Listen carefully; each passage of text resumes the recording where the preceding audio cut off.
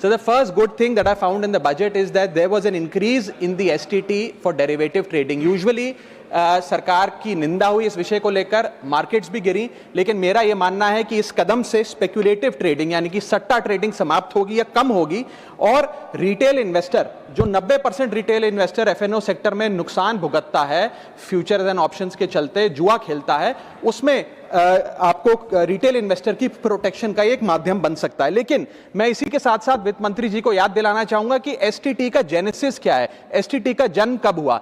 STT हमारे senior colleague mister P Chidambaram जब finance minister थे तो उन्होंने इंट्रोड्यूस किया and it was introduce to replace long term capital gain tax on equities. जब long term capital gain on equities zero था तब STT को लाया गया कि वे एक सिंपल अपफ्रंट लेवी होगी ट्रेड्स पर regardless of profit and loss. लेकिन अब सरकार ने long term capital gain tax भी लगा दिया, एसटीटी भी लगा दिया और रिटेल इन्वेस्टर को और तमाम इन्वेस्टर्स को एक प्रकार से डिसइंसेंटिवाइज किया। मैं एक सुझाव लाया हूं सरकार के लिए जिससे long term house hold earnings बढ़ेंगी, वेल्थ क्रिएशन होगा और वेल्थ पार्किंग रियल एस्टेट और गोल्ड के सेक्टर से निकलकर इक्विटीज में आएगी और स्पेक्युलेटिव ट्रेडिंग और कम होगी और long term investment behaviour investors का बढ़ेगा। वो की है कि long term capital gain tax on equities should be made nil in this country for individual investors।